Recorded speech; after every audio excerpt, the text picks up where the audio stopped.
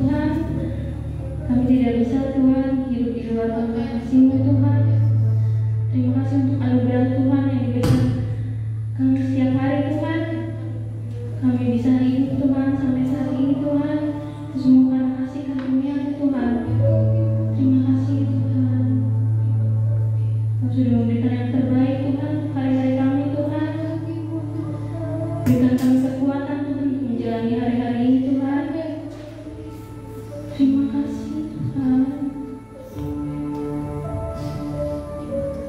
Kau selalu memberikan yang terbaik Tuhan untuk kami Tuhan. Berikan kami kesehatan Tuhan, kekuatan Tuhan. Kami sudah menaikkan pujian penyembahan kami Tuhan. Kiranya ini semua Tuhan dapat menyenangkan hati-Mu Tuhan. Berkati juga Tuhan persembahan yang sudah kami berikan Tuhan. Kiranya dapat menyenangkan hati Tuhan. Terima kasih Tuhan untuk kasih setia-Mu Tuhan pada kami Tuhan. Terima kasih Tuhan. Sebentar lagi Tuhan kami ingin mendengarkan firman-Mu Tuhan. Berikan Tuhan hati dan pikiran kami Tuhan untuk tertuju Tuhan pada firman Tuhan yang akan kami dengar Tuhan. Terima kasih Tuhan. Ini doa kami Tuhan hanya di dalam nama Tuhan Yesus Kristus. Haleluya.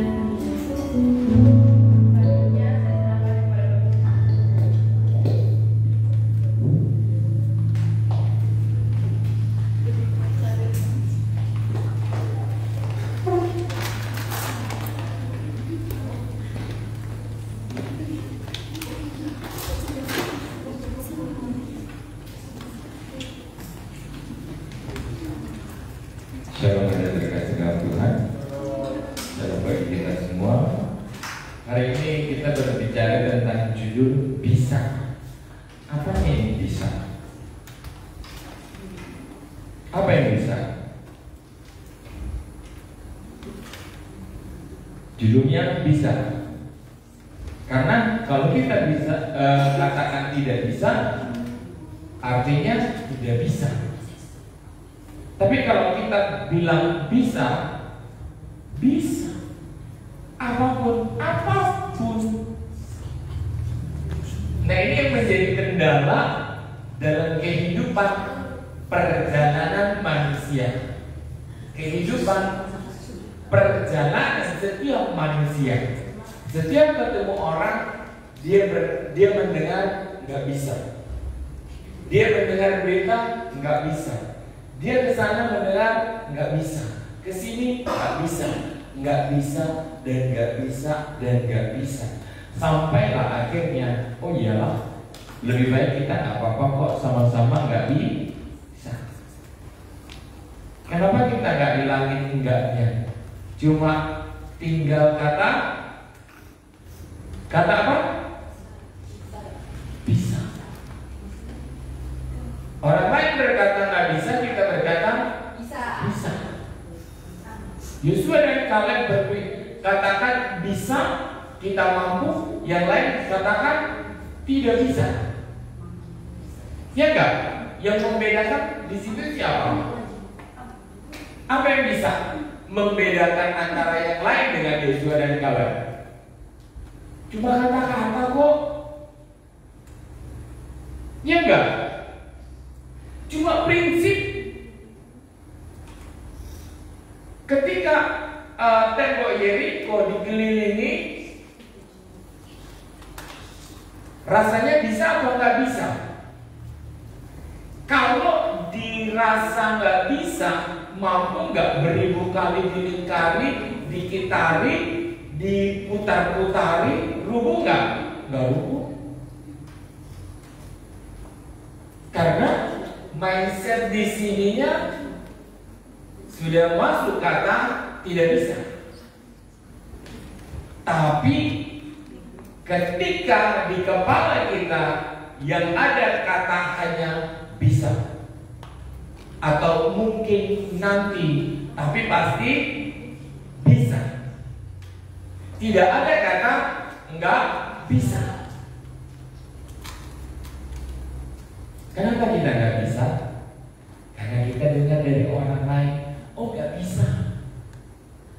Banyak orang menghadapi, Pak, kenapa pintu itu nggak dibuka? Oh, nggak bisa. Ya udah balik, cari pintu lain. Dicoba nggak? Enggak. Cuma ada penjaga di situ. Pak, kenapa nggak dibuka? Nggak bisa, Bu. Nggak bisa, Pak. Balik orang. Nggak bisa, balik orang. Nggak bisa, balik. Cuma dengar perkataan nggak bisa dan nggak mau mencoba, sudah menjadi sebuah mental block dan menjadi sebuah fakta. Oh, nggak bisa. Padahal cuma di depan mata jelas-jelas, tapi nggak mau nyoba. Itu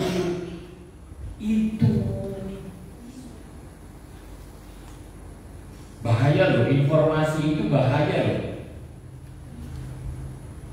Terlalu mudah menerima, mempercayai informasi, terlalu gampang bagi kita untuk down. Waktu COVID direkayasa sebuah cerita. Dengar baik-baik. Saya paling nggak gampang berkata ya terhadap sesuatu.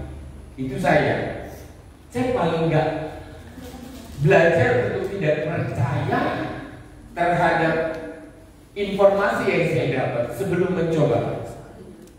Itu saya sudah sepakati dengan diri saya. Karena pernah kali saya gagal mendapat informasi dan saya tidak mencobanya, akhirnya kesempatan itu hilang. Tapi dari mulai saat itu saya buat kesepakatan dengan diri saya, jangan mudah percaya. Jadi waktu kejadian COVID, polisi merekayasa sebuah berita di televisi kalau arah keluar kota ditutup, nggak boleh masuk tol. Semua akses keluar kota ditutup, dijaga di berbagai perbatasan wilayah. Lalu dibuatlah sebuah rekayasa video yang menunjukkan bahwa setiap orang yang keluar kota diputar balik dan kembali ke arah masing-masing. Ini informasi disebar di berita dan stasiun berita harus bekerja sama dengan pemerintah. Lalu mereka menyiarkan itu. Tahu nggak? Banyak banget orang yang percaya dan tidak ada yang keluar kota. Dari Jakarta ke arah Jawa tidak ada yang berani berjalan, dan orang dari arah Jawa ke arah Jakarta nggak ada yang berani. Padahal rekayasa itu cuma beberapa jam, dan setelah itu informasi itu disebarkan, dan itu menghasut pikiran banyak orang karena disiarkan oleh media. Gampang nggak? Habis itu polisi sih udah masuk pos, nggak ada lagi yang lewat. Semudah itu, segampang itu untuk mengendalikan manusia.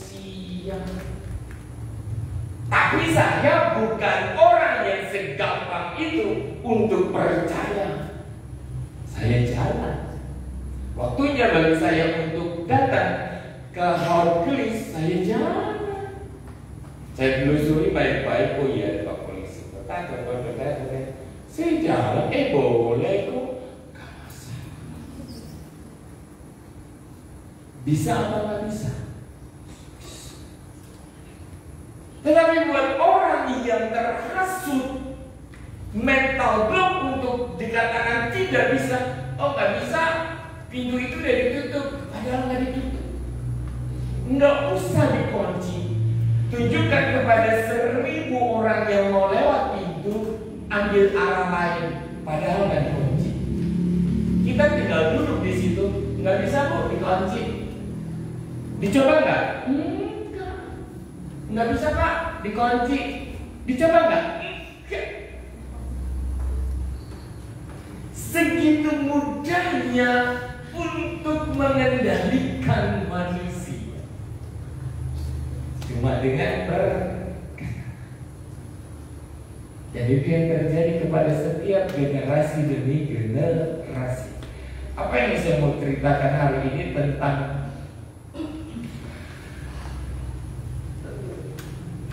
kita orang-orang muda banyak kali meniru orang-orang sekitar dengan pola hidup, gaya berpikir dan segala macamnya. Nggak mau mencoba atau nggak mau mulai lebih awal. Oh, namanya kerja itu setelah sekolah, setelah lulus SMA. Emang iya? Oh, namanya kerja itu setelah kuliah. Emang iya?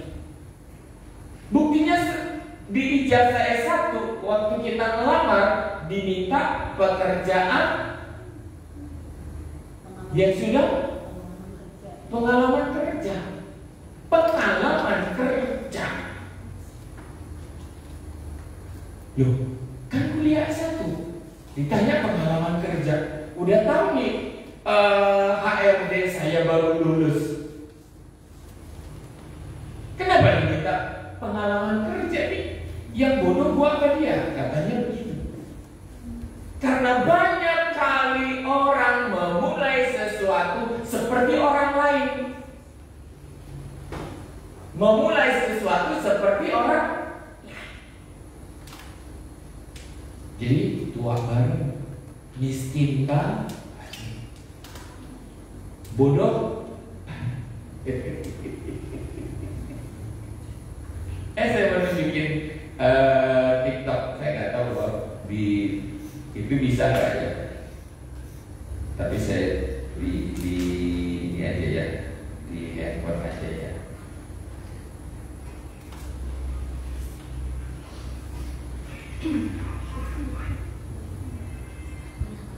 Ini udah saya set di sini. Satu cerita. Ada satu yang lewat. Ini cerita tragis ya.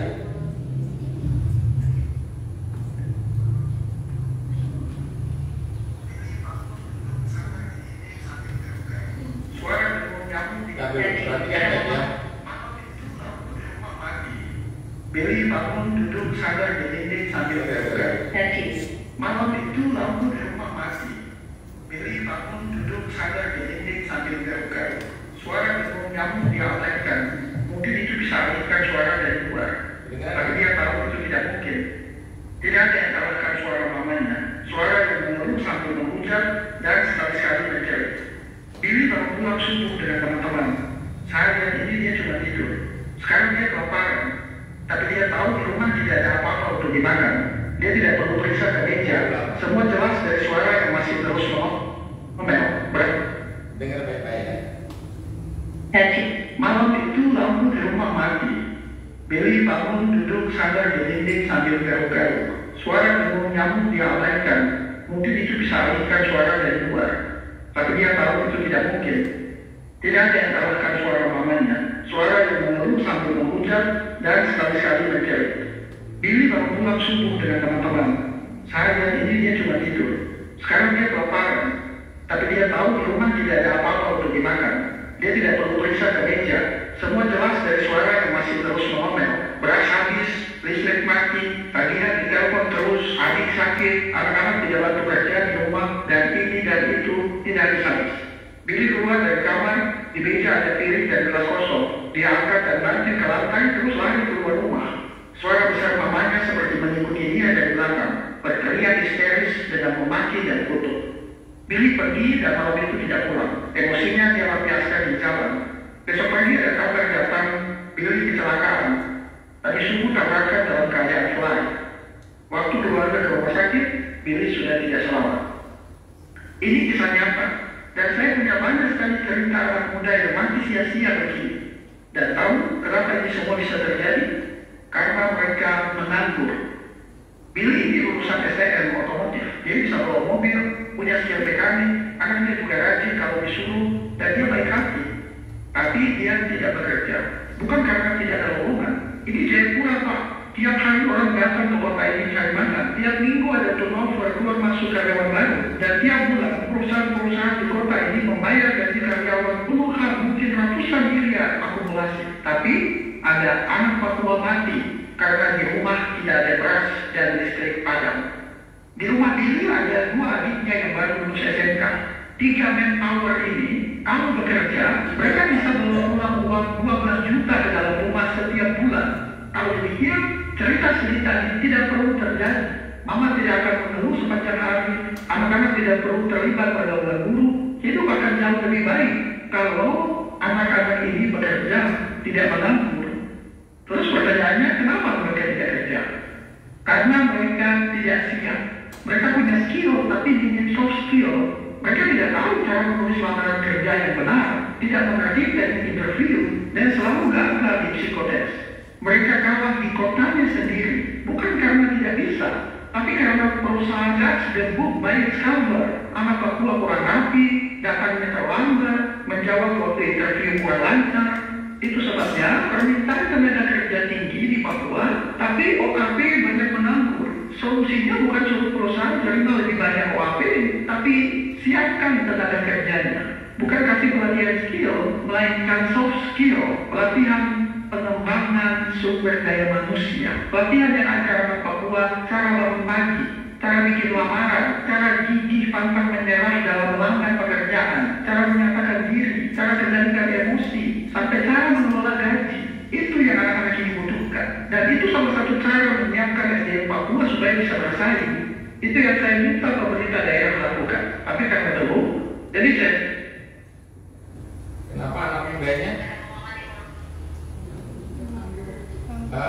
Nganggur, di rumah nggak ada apa-apa, padahal ada 3 anak muda di rumah, tapi nggak bisa memberikan sesuatu buat orang tuanya. Ngeri nggak? Bukan nggak bisa, bukan nggak punya skill, tapi nggak mau nyoba. Cuma kebiasaan orang gagal, oh ya udah gagal, nggak usah dicoba, nggak usah dicoba, atau nggak usah membenahi diri. Lalu akhirnya yang datang menghampiri mereka apa? Keadaan yang sangat mendesak, saling menuntut, saling diomelin, dimarahi. Nggak ada yang bisa memberikan kasih sayang. Padahal apa bedanya kita dengan orang lain? Padahal apa bedanya kita dengan orang yang mampu? Yang membedakan, ada yang mau nyoba, ada yang nggak mau nyoba. Oke? Yang membedakan cuma ada yang mau nyoba, ada yang nggak mau nyoba. Cuma kayak kata saya tadi, nggak bisa Bu, itu dikunci. Ya udah, nggak disamperin juga enggak ke pintu, yakin. Udah putar balik, oh ya Pak cari jalan lain aja, oh ya Pak cari awal lain aja, oh ya. Dicoba enggak? Padahal kan dikunci. Kalau saya orangnya, oh ditutup, enggak. Nanti dulu, saya pegang dulu, buktiin enggak kebuka, baru saya balik. Ya ada satu lagi. Itu tadi yang anak muda ya. Orang pendiri bangsa yang mengajak kita bermimpi setinggi langit. Jika kita jatuh di atas tangan. Jadi hidup itu antara menemukan pilihan, mau memilih yang mana. Kalau kita pikir kita nggak bisa, di titik itu juga kita pasti gagal. Tapi kalau kita menentukan mengatakan bahwa kita belum bisa, kita masih punya kesempatan, Bro Dedi. Jadi mungkin sama dengan Bro Dedi waktu di pertanyaan itu. Apakah mungkin orang Indonesia menjadi master di sebuah seni yang belum ada di satu sesnya?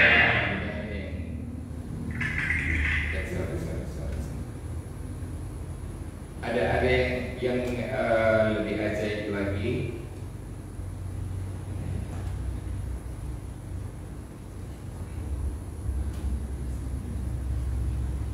Sebentar ya, sengaja saya ambil dari tren saat ini.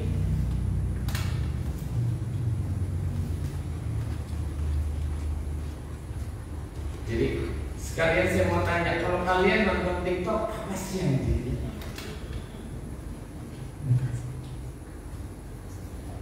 Pengembangan diri kah? Atau cuma yang enak-enak untuk didengar? Ini saya ambil dari TikTok loh. Kamu nih umur 9 tahun dapat 1 miliar. Mungkin dia tahu umur 9 tahun terkaya kali ya. 1 miliar pertama kamu tuh dikasih sama orang atau kamu dapetin dari sendiri? Dari YouTube AdSense, dari endorsement, sama dari usaha dalam yang sekarang. Berapa uang paling besar yang pernah ibu dapat dalam sebulan? 150 juta. Sekarang kamu dapat 1 miliar di umur 9 tahun. Targetmu di 5 tahun lagi pengen ngomong? Uang 1 miliar di usia berapa tahun? 9 tahun. Berapa sih? Uangnya nggak bisa ditargetin sih. Terus uang itu akan untuk kita kalau bisnis kita sukses. Produk kita itu usaha kita harus yang memberi solusi, bukannya deskripsi. Pokoknya kalau aku gagal harus bangkit lagi. 2 kali aku gagal, 3 kali aku harus bangkit, 3 kali aku gagal, 4 kali aku harus bangkit. Tapi kan sebenarnya umurnya masih harus main. Iya. Belajar sama main. Karena kamu mau cari duit. Emang Umurnya umur untuk main. aku udah putusin lebih baik aku kehilangan masa kecil aku daripada aku kehilangan masa depan aku. Memilih untuk kehilangan masa bermain daripada masa depan.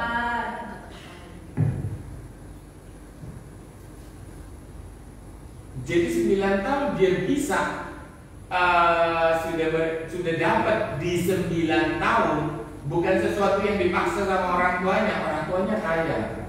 Akhirnya dia buka outlet jamu, dari jamu itu dia bisa mengembangkan potensi dan menghasilkan uang income 1 miliar dalam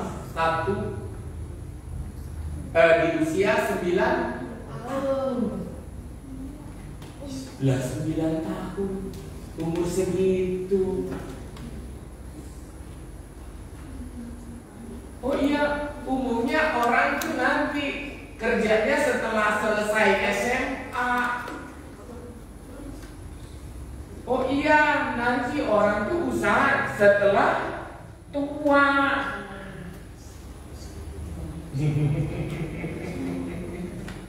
Saya umur yang saya ingat kelas 1 SD, saya pernah dibawa mama saya jualan es lilin, ditaruh di pasar, di tengah pasar ditinggalin cuma dengan termos es. Kau duduk situ, nanti ada orang ini, nanti ada orang beli, duduklah situ.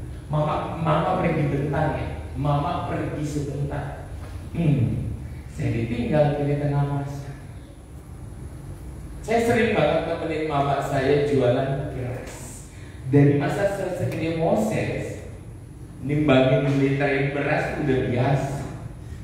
Saya ingat semua apa yang mama saya kerjakan. Bikin roti, kue kukus, kue mangkok, keripik cakar ayam dari singkong diparut. Banyak kreasinya. Yang akhirnya waktu setelah saya lulus SM Smith, saya masih kuliah, tapi saya dagang. Saya bayar uang kuliah saya sendiri. Tapi setelah selesai D3-nya, kayaknya nggak beres nih kerjaan. Udahlah, saya tinggalkan. Bebas untuk berbuat karena bayar sendiri. Saya dapat panggilan Tuhan, saya jual saya punya motor, saya bayar sendiri uang sekolah saya. Karena waktu saya bilang, "Mak, aku mau jadi pendeta, sekolah pendeta." Ngapain kamu? Nggak pernah didukung saya. Tapi karena punya aset, nggak apa-apa mak, jual motor saya. Tolong pinjamkan saya uang yang ada, saya mau berangkat. Nanti hasil jualnya kirim lagi ya. Enggak dikirim lagi sisanya. Segitu-gitu doang. Oke lah, berjuang terus.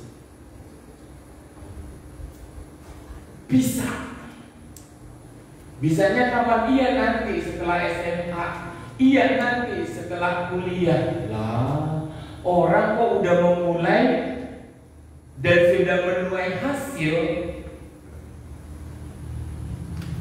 kita baru memulai. Dan rasa-rasanya kita cemburu dengan orang yang sudah memulai lebih awal.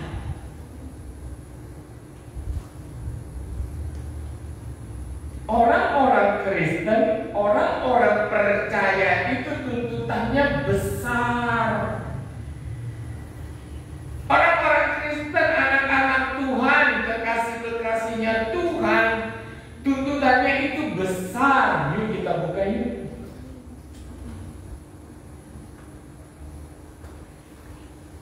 Kita dengar baik-baik apa sih maunya Tuhan dalam hidup kita ini.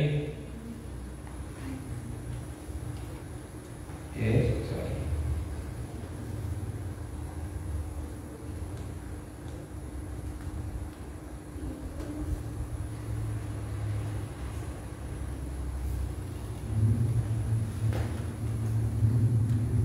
Ulangan 28 ayat 13.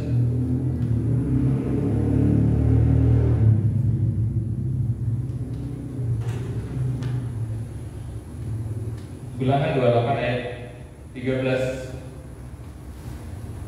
Sama-sama baca. 1, 2, 3.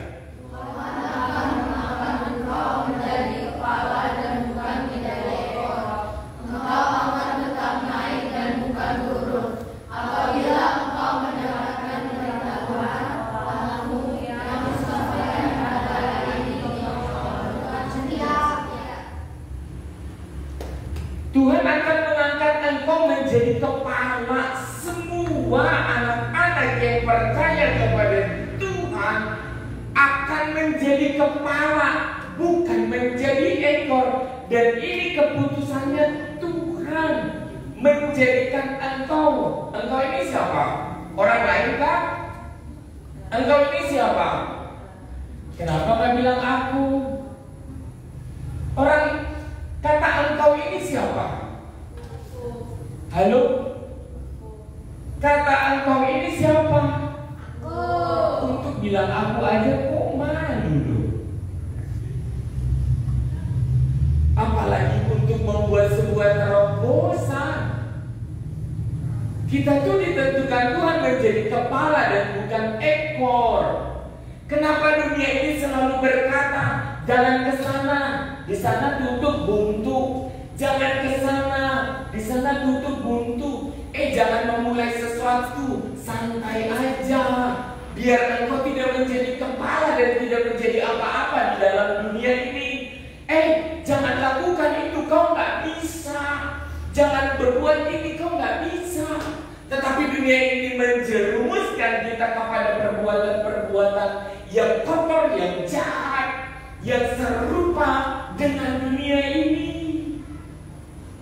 Kenapa selalu ketika saya bawa firman selalu katakan arahkan pandanganmu, baca firman Tuhan, baca firman Tuhan. Orang-orang yang pandai dan fokus itu adalah orang yang rajin baca firman Tuhan. Percaya saya, kau akan tahu kau harus jalan atau kau harus berhenti. Ketika kau rajin baca firman, kau akan bisa menentukan aku jalan, kata Tuhan jalan. Kata Tuhan enggak, rasanya enggak. Akan bisa menentukan puncak engkau menjadi kepala ketika engkau berjalan dengan Tuhan dan akrab dengan firman Tuhan. Kalau nggak akrab dengan firman Tuhan, ya udah, gampang terjerumus dan serupa dengan dunia ini, meniru-niru, latahan, nggak jadi apa-apa, nggak jadi kepala.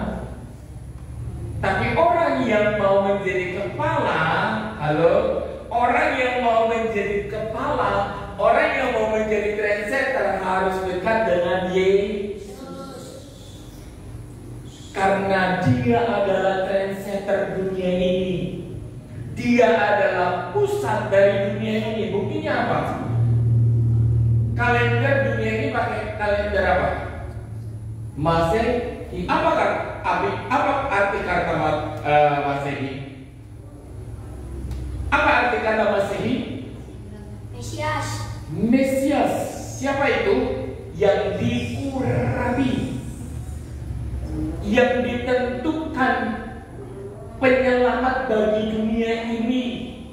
Dialah yang awal, dialah yang akhir. Dia yang memulai perputaran dunia ini. Dia yang akan mengakhiri dunia ini. Walaupun dunia ini banyak menyodorkan tentang perhitungan waktu, tetapi dunia ini memakai Masehi. Di Indonesia pakai Masehi apa yang lain? Hijriah. Mayoritas loh di sini. Masehi apa Hijriah? Masehi. Siapa translatornya? Mesias. Bisa nggak di rumah? Nggak bisa. Kalau nggak, Indonesia akan dikucilkan oleh dunia dan tidak ikut di dalam perlombaan dunia. Bangga nggak punya Tuhan Yesus? Bangga. Jadi jangan menginginkan diri atau melayangkan pandang menjadi serupa dengan dunia ini. Kau tidak akan diangkat menjadi kepala. Iya enggak? Haram mengangkat orang kafir jadi kepala. Tapi kalau kamu punya Kristus Yesus, kamu akan diangkat oleh Tuhan menjadi kepala. Bukankah orang-orang yang memegang kitab menjadi hakim, menjadi pemegang hukum, memegang kebenaran? Berapa banyak ponpes di Indonesia ini? Ada yang bisa menyaingi sekolah Kristen, sekolah Katolik? Ada. Karena gurunya adalah Roh Kudus sendiri, dan gurunya adalah firman itu sendiri, yaitu Yesus, sang firman itu sendiri.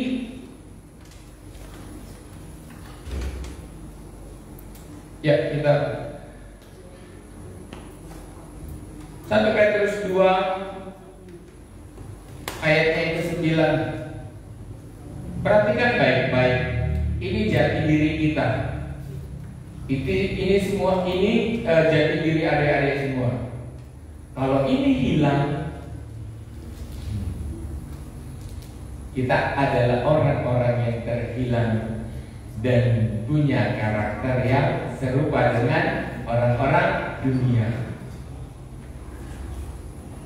Kalau kita menjadi serupa dengan orang-orang dunia, kita menjadi orang-orang yang gampang ditipu.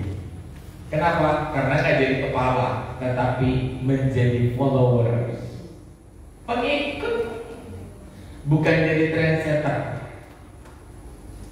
Ya, baca sama-sama 1, 2, 3.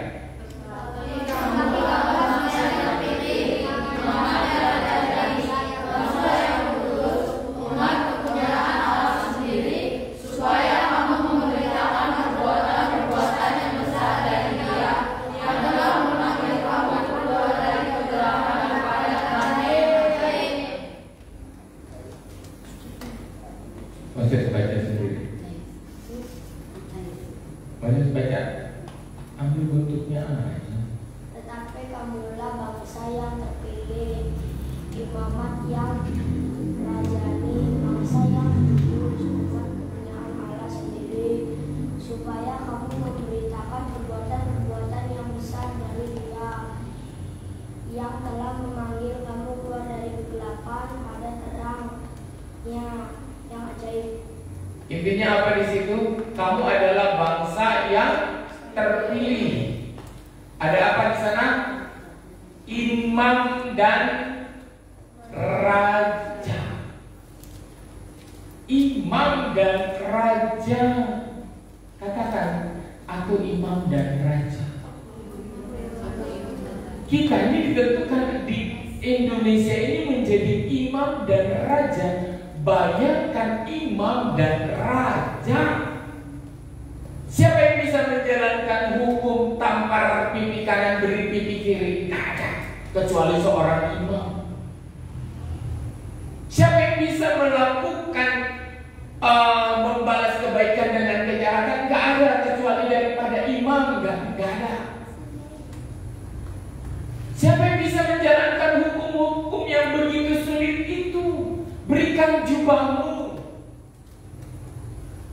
Berjalanlah 2 mil ketika orang menuntut engkau 1 mil. Berjalanlah bersama dia. Tidak ada. Kita adalah imamat yang akan menjadi imam atas Indonesia ini, atas banyak orang, dan punya otoritas. Kalau kita sadar lebih awal, saya ngomong nih ya, saya nggak menggambarkan seperti video yang pertama, orang yang nggak tahu apa-apa, yang nggak mau nyoba. Tetapi saya gambarkan kita sebagai video yang kedua, anak kecil yang berani mencoba. Seorang anak kecil yang out of the box, yang nggak mengikuti apa perjalanan dunia ini, tapi dia mencoba diri sendiri, dia men-challenge dirinya dengan punya pikiran sendiri. Dia katakan, lebih baik saya membuang masa kecil, masa bermain saya, daripada kehilangan masa depan. Di video yang pertama, seorang muda, ada 3 anak muda di rumah, tetapi kelaparan. 3 orang anak muda di rumah. Lalu akhirnya si abang stres dan melampiaskan dengan pergaulannya dan mati. Orang bilang apa? Udahlah, nggak apa-apa. Bisa nggak sih kita menunda kematian? Boleh nggak sih kita menunda kematian? Kata-kata takdir itu cuma tipuan dunia untuk berkata engkau bukan apa-apa, kau mati hari ini pun nggak masalah. Katakan tidak. Saya berharga di mata Tuhan. Aku adalah pemimpin, aku adalah imam dan raja. Dunia ini semua ingin menaturalisasi orang-orang Kristen. Dunia ini selalu ingin mendegradasi anak-anak Tuhan. Ya enggak? Enggak apa-apa. Semua juga begitu. Didegradasi semua, antara hitam dan putih disamakan. Enggak penting. Enggak apa-apa, orang lain juga enggak apa-apa. Bohong aja, itu juga bohong, enggak apa-apa. Ukurannya bukan takut akan Tuhan, tapi kalau kita ngerti siapa diri kita akan fokus kepada tujuan kita. Amin. Saya duduk dengan siapa saya lihat, ngobrol dengan siapa saya lihat, materinya apa, menghancurkan tujuan saya apa enggak. Kalau yang menghancurkan tujuan saya, ngapain saya duduk bareng? Waktu saya tergerus habis, dan pencapaian itu akan lambat untuk didapat. Bahkan jangan-jangan gak jadi dapat. Kenapa? Tujuannya, fokusnya hilang. Karena saya sudah sengaja membuang kehidupan normal saya sudah lepaskan demi kemuliaan Tuhan. Yang sekarang ada di kepala saya apa? Puncak panggilan harus tercapai semaksimal mungkin. Apa respon Tuhan terhadap segala yang saya kumpulkan? Bukan enak duduk cekakak-cekekek dengan orang lain yang gak punya tujuan. Ntar dulu. Kita harus fokus. Karena apa? Saya adalah imam dan raja. Katakan, saya adalah imam dan raja. Engkau berharga di mata Tuhan. Lah karena engkau berharga di mata Tuhan, dunia ini ingin menghancurkan dirimu dengan berkata engkau bukan siapa-siapa. Santai aja, gak usah belajar, besok nyontek aja. Yang lain juga nyontek. Sogok aja gurunya, bayar nanti dapat peringkat. Belajarlah terus dengan perilaku dunia ini sampai kita tersingkir di hadapan Tuhan. Lebih baik jujur, lebih baik, lebih baik apa adanya, tetapi kita bisa terus ada di hadapan Tuhan daripada belajar indah di hadapan dunia tetapi terlempar dari hadapan Tuhan. Karena yang memilih kita adalah siapa di atas? Katakan, tetapi kamulah bangsa yang yang milih kita siapa? Bukan dunia ini. Dunia ini binasa, hancur. Semua akan dikilas dengan tidak ada nilai. Tetapi kamu adalah bangsa yang terpilih, bangsa pilihan, umat pilihan, imam dan raja. Lo aku perempuan lo, ada nggak nabi perempuan? Aku perempuan lo, emang bisa jadi imam? Ada nggak nabi perempuan? Hah? Dalam perjalanan Tuhan Yesus loh. Ada nggak? Itu googling Nabi Hana. Hah? Siapa Esther yang dipakai Tuhan untuk memelihara satu bangsa agar tidak digenosida? Hah? Keturunan yang melahirkan sampai ke Yesus, imam dan raja.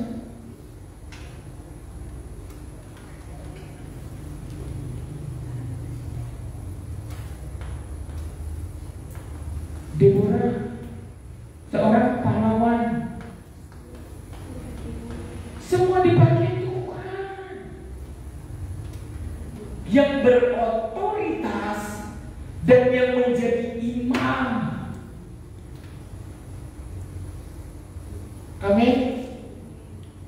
Jangan mau direndahkan oleh dunia ini, jangan mau, karena kita nggak ngerti.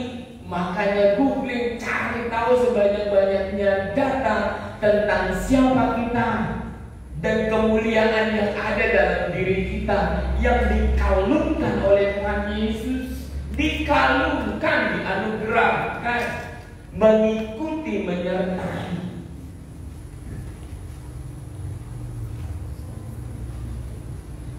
Mau belajar sukses? Atau mau ikut dunia ini aja? Mau belajar sukses? Imam dan raja, tapi gak pernah mau mengambil otoritasnya. Orang-orang Kristen, tapi gak jadi apa-apa. Kita ini calon imam dan raja. Dunia ini mendegradasi keimamatanmu dan rajamu untuk mengambil kesulunganmu. Kesulunganmu adalah imam dan raja.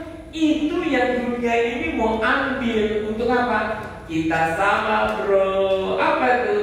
Sama-sama berdosa. Mengambil kekhususanmu. Imam dan raja, kamu mau berjalan kemana? Dunia ini akan tunduk kepadamu dan memberikan berkatnya. Amin. Kalau kamu tahu dirimu adalah imam dan raja, dengar baik-baik. Dengar baik-baik. Kalau kamu tahu dirimu adalah imam dan raja, kemana engkau pergi dunia ini akan menyerahkan berkat tanganmu, karena engkau adalah imam dan raja. Kalau kamu ngerti, bayangin. Tetapi kamulah sayalah bangsa yang terpilih, imam dan raja, bangsa yang kudus, umat kepunyaan Allah sendiri. Kalau kita punya kepunyaan Allah sendiri, berarti kita ada di dalam genggaman Tuhan. Kalau ada yang macam-macam, kira-kira kita perlu membalas apa Tuhan yang balas? Tuhan yang balas. Makanya firman Tuhan apa? Jangan engkau membalas kejahatan dengan kejahatan, karena pembalasan adalah hakku. Keren gak? Ada gak Tuhan dia begitu? Gak ada. Karena tangan kita tuh kecil, tapi tangan Tuhan bobotnya gede. Berkat bagi kita, kiamat buat orang lain. Umat kepunyaan Allah sendiri, supaya kamu memberitakan perbuatan-perbuatan besar dari Dia yang memanggil kamu keluar dari kegelapan kepada terang yang ajaib.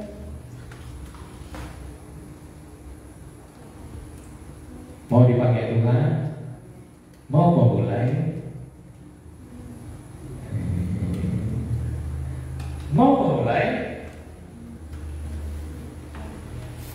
Kalau prinsip yang dipakai masih prinsip dunia ini, misalnya Keluaran 19 ayatnya yang ke-6.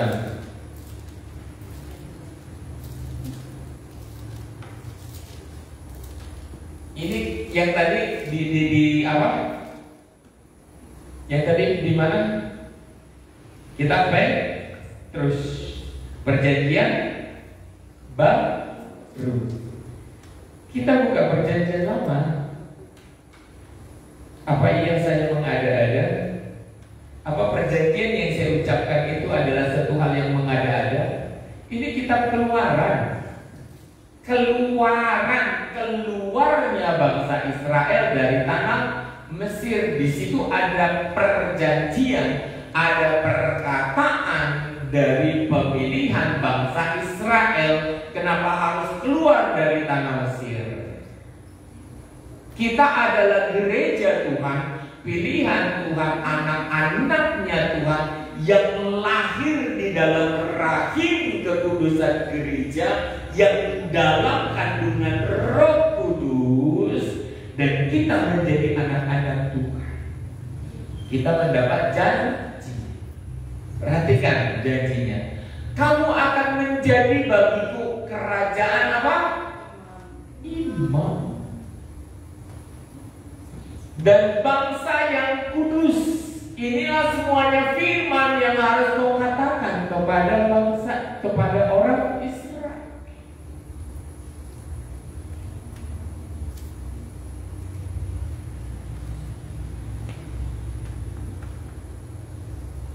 Coba dibuka di ayat yang kelima.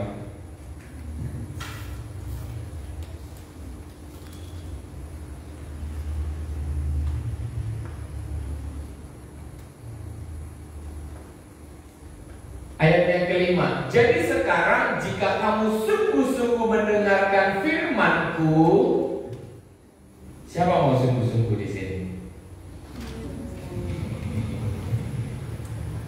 Anak adik bocil tadi itu sungguh-sungguh beneran. Dia gadaikan masa bermainnya, masa main gamenya itu dengan keseriusan. Dia dapat enggak? Tidak.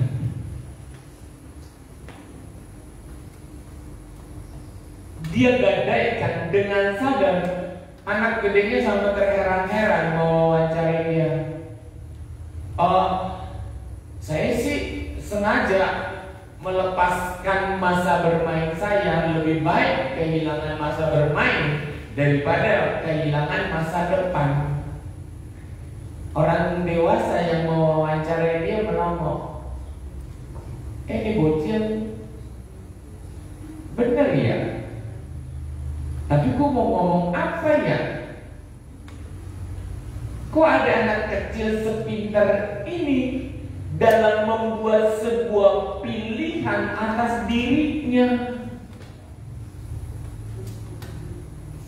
Kok ada anak kecil yang membuat pilihan atas dirinya? Ya nggak apa-apa sih, saya dengan sadar melepaskan masa bermain saya. Dia melipat gandakan keuangannya loh, dari ratusan ribu menjadi jutaan menjadi miliar. Dan dia sudah dapat itu di dalam umur 9 tahun. Menjadi owner sebuah merek jauh. Dan dia mulai membuka cabang. Dari dia awalnya konten sendiri, dia terlalu sibuk, akhirnya dia rekrut 1 asisten untuk syuting dia. Dari 2 menjadi 3 asisten yang memprogram hari ini. Aku bicara apa ya? Itu semua sudah disiapkan. Dari dia mampu mendapatkan uang dan dia mampu menggaji orang. Dari 3 orang akhirnya buka sebuah program.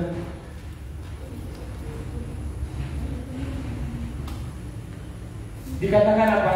Jadi sekarang jika kamu sungguh-sungguh mendengar firman-Ku dan berpegang pada perjanjian-Ku, siapa yang mau janji sama Tuhan? Kenapa kita tidak menerima janji? Kata janji hari ini yang kita buat diambil sama iblis. Kita buat janji nih, ya Tuhan, mulai hari ini aku sungguh-sungguh, aku mau baca firman Tuhan, aku mau rajin doa. Tuhan, aku apa-apa mau tanya sama Tuhan.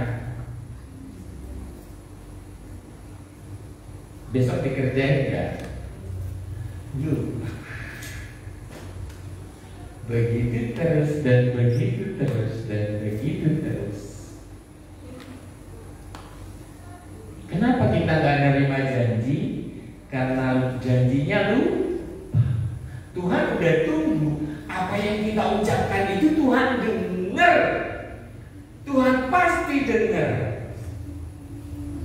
Tapi Tuhan tunggu responnya besok. Ya, tuh bocah lupa. Udahlah, biasa.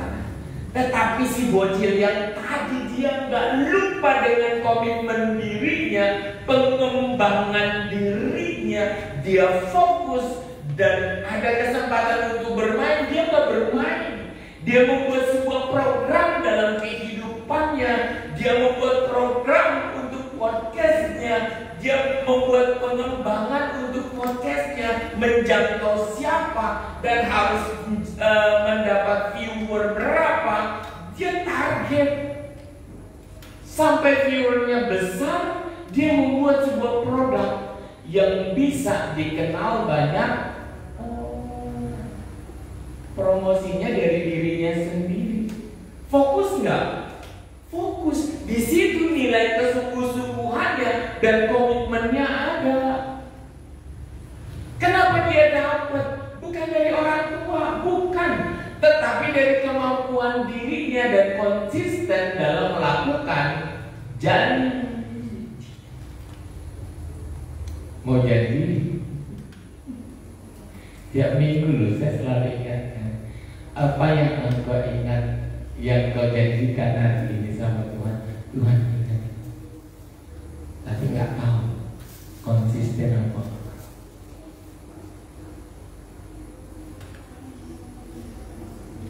Kalau hari ini kita berjanji dan besok kita lupakan, kata Tuhan, kita mulai dari nol ya. Aku tunggu kesungguhan. Kalau kita sadarnya udah telat semua. Masih ada orang tua saya.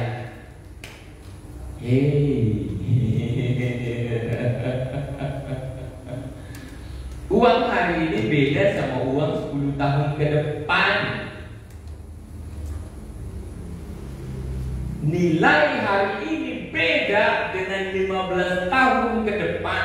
Kalau kita nggak bisa mendahului kemampuan orang tua kita, semua akan tergerus dan bangkrut. Paling ada apa? Jual aset, jual aset, jual aset. Kemampuan berpikirnya nggak ada. Mengandalkan apa? Jual aset, jual aset. Akhirnya semua habis. Kalau nggak punya kemampuan berpikir, nggak punya kemampuan pengembangan diri, nggak bisa tuh 1 jadi 2, 2 jadi 4, 4 jadi 8, 8 jadi 16, 16 jadi 32, nggak bisa. Anak ini nggak bisa. Dia mulai dari hal yang sangat sederhana dan orang fokus sama dia, langsung dia jual produk dan bumi. Dia nggak pakai itu mualaf-mualafan, nggak. Dia nggak pakai mualaf-mualafan. Itu orang yang tunduk kepada uang, orang-orang bodoh yang tunduk kepada uang, pakai tren mualaf-mualaf. Jual Yesus, jual iman. Tuhan paling tidak suka dengan gaya marketing seperti itu. Tuhan akan muntahkan orang-orang seperti itu. Tapi dengar, jadi sekarang jika kamu sungguh-sungguh mendengarkan firman-Ku dan berpegang kepada perjanjian-Ku, maka kamu akan menjadi apa? Harta kesayangan-Ku sendiri di antara segala bangsa, sebab Akulah yang mempunyai seluruh. Kenapa saya katakan tadi, ketika kita berdiri bersama dengan Tuhan, aku imam dan raja. Kamu pergi ke ujung dunia, bumi ini akan menyerahkan miliknya untuk memperkaya dirimu. Amin. Amin. Terlalu berat. Berat firman ini. Apa nunggu? Entar aja lah entar om. Bocah tadi umur 9 tahun. 9 tahun. Kita terlalu gampang. Si om berat. Aku gak nyambung om. Bocah tadi 9 tahun. Dia sudah mengambil bagiannya dan sudah memetik buah.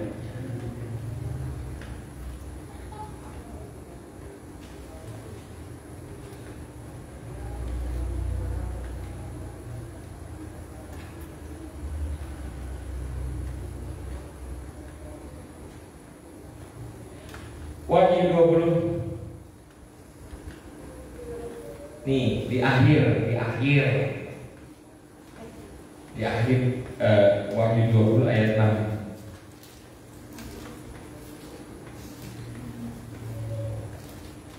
Tadi dalam perjanjian Keluaran, dalam 1 Petrus, dalam perjanjian baru, ini dalam penutupan jadwal dunia, endingnya dunia di Wahyu dikatakan apa? Berbahagia dan kuduslah ia yang mendapat bagian dalam kebangkitan pertama itu. Kematian yang kedua tidak berkuasa lagi atas mereka, tetapi mereka akan menjadi apa? Imam-imam Allah dan Kristus, dan mereka akan memerintah sebagai raja bersama dengan Dia 1000 tahun lamanya. Yang pegang kita perjanjian baru siapa? Kita. Baca nggak itu tadi imam dan raja? Mewarisi loh, memerintah bersama dengan Yesus. Kalau kita nggak pernah baca Alkitab, apa hukum apa yang mau kita pakai untuk mengadili? Karena kita adalah pemegang hukum, kita akan duduk bersama dengan Yesus karena engkau adalah imam dan raja. Tapi kalau imam dan rajamu nggak engkau pakai, yang akan mungkin lah. Di bumi dapat kemuliaan, dapat hormat, dapat berkat, dapat pengurapan, mati, memerintah di 1000 tahun damai.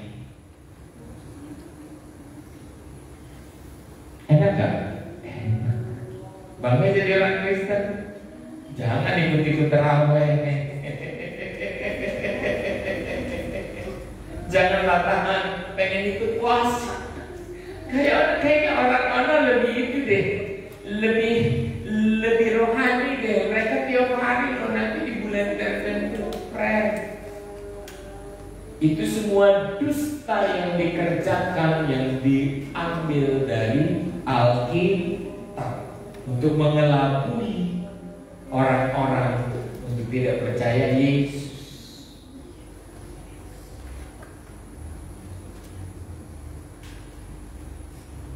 Jangan gampang ikut-ikutan. Imam dan raja pun terlegitimasi sampai akhir dunia ini. Oke? Siapa kita? Imam dan raja. Mau janji sama Tuhan? Mau sungguh-sungguh? Siapa yang sungguh-sungguh dia akan menuai janji, menuai berkat. Ya, demikian firman Tuhan.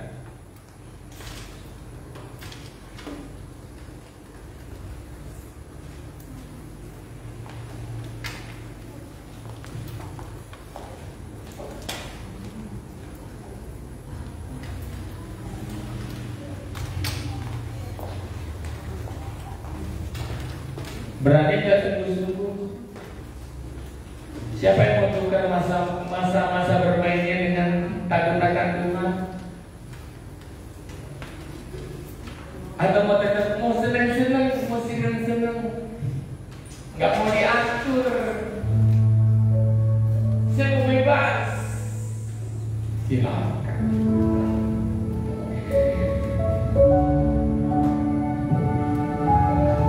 Tapi siapa yang sungguh-sungguh sama Tuhan, dia akan mendapat janji-janji terus dan terus dan terus dan terus, tidak berkesudahan. Apa yang tidak pernah dibayangkan, apa yang tidak pernah dipikirkan akan diterima terus dan terus.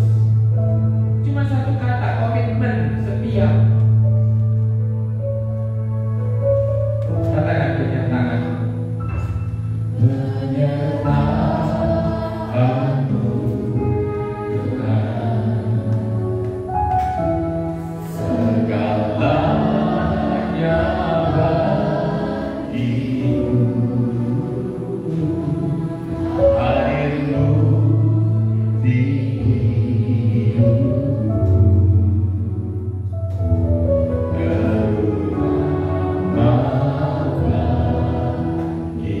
katakan penyertaanmu. Sama-sama bangkit.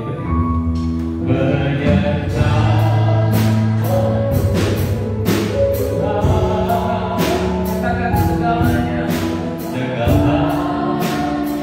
bangkitkan rohmu, bangkitkan rohmu.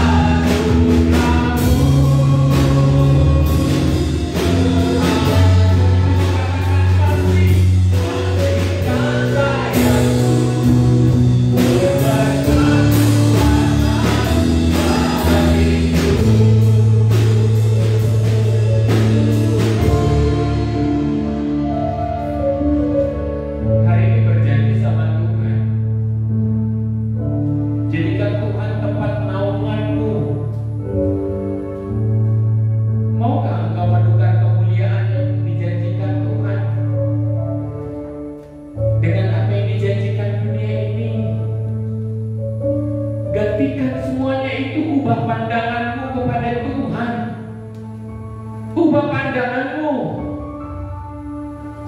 Arahkan pandanganmu kepada firman. Arahkan pandanganmu kepada janji-janji Tuhan. Hidupmu akan mulia di waktu ke depan. Anugerahnya akan membalut engkau. Anugerahnya akan menguduskan jalan-jalanmu. Anugerah Tuhan yang akan menjadi pembelamu ketika dunia ini mau menjatuhkan engkau, merenungkan engkau, menggagalkan engkau. Ketika hari ini kau mau mengikat janji dengan Tuhan, aku mau berjanji Tuhan, jadikan Tuhan kekasihmu, jadikan Tuhan sahabatmu, jadikan Tuhan panutanmu, jadikan Tuhan idolmu. Hidupmu akan berubah semuanya. Hari-harimu akan berubah. Waktu ke depan hanya menerima anugerah kasih Tuhan. Orang tuamu akan melihat anakku berubah. Orang tuamu akan berkata, anakku berubah. Sekelilingmu akan berkata, orang ini berubah. Dunia ini akan berkata, orang ini beda. Dunia ini akan mengangkat engkau menjadi imam dan raja. Engkau akan berotoritas di mana Tuhan akan letakkan engkau, bawa engkau. Di tengah keluarga, di sekolahmu, di tempatmu bermain. Ucapanmu akan menjadi patokan ukuran, sebab engkau adalah imam dan raja. Ucapan yang berotoritas, bukan ucapan-ucapan yang sia-sia. Mari anak-anak muda berjanji sama Tuhan. Kenali Tuhanmu yang berkuasa, yang begitu agung, yang memberikan janjinya kepadamu hari ini. Rasakan Dia. Katakan penyertaanmu. Hari ini mulai rasakan penyertaan Tuhan.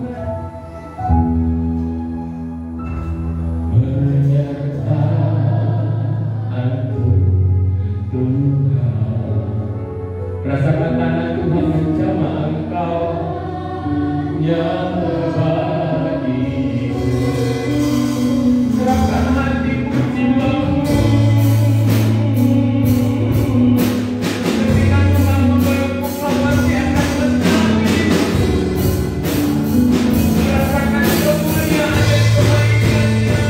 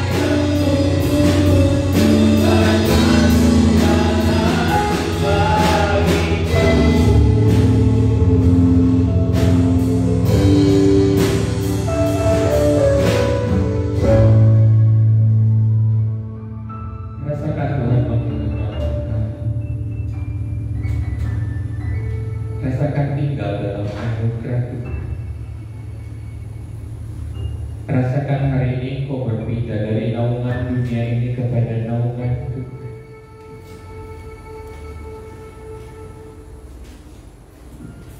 Rasakan.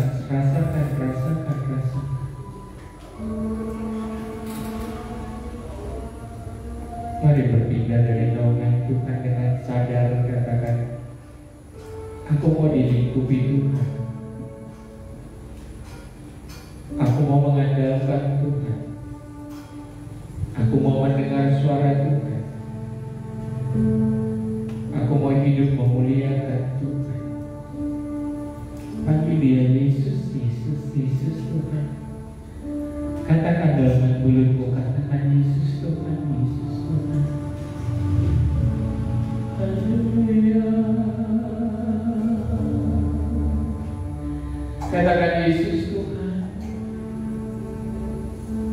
Yesus, Yesus, Yesus Tuhan, Yesus. Rasakan jamahan Tuhan hari ini. Rasakan. Terima kasih Tuhan. Kami mendapatkan damai sejahtera yang daripada surga menaungi kami. Biar kami bernaung selamanya di bawah naungan-Mu Tuhan. Di bawah kasih-Mu Yesus. Bela kami Tuhan, kami orang lemah. Kami tidak mampu Tuhan. Dunia ini terlalu berisik untuk mengganggu fokus kami mencari Tuhan, memanggil Tuhan, mengandalkan Tuhan. Tapi hari ini Tuhan, kami patahkan semuanya ini Bapa. Dan kami biarkan Engkau berbicara.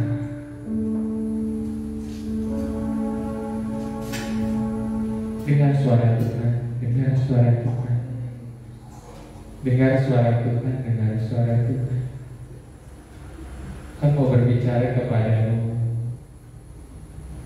Karena Aku adalah miliknya.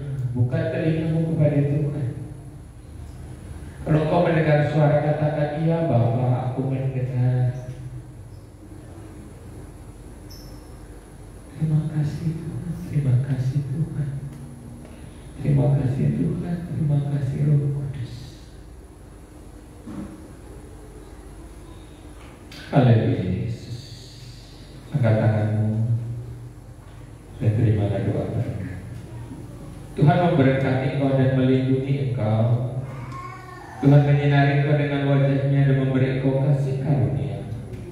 Tuhan menghadapkan wajah-Nya kepadamu dan memberi engkau damai sejahtera. Jemaat yang dikasihi Tuhan, pulanglah engkau dalam persekutuan dalam kasih Allah Bapa, Anaknya yang tunggal, Tuhan Yesus Kristus dan Roh Kudus menyertai kita sampai Maranatha.